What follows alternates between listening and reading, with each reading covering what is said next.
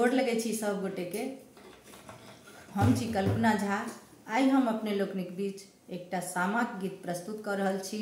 हमरा संगे ढोलक पर संगत कर रहल छथिन श्रीमान राम कुमार झा जी। आशा करैत छी जे अपने लोकन के ई गीत नीक लागत। जँ नीक लागे तब प्रतिक्रिया जरूर देब।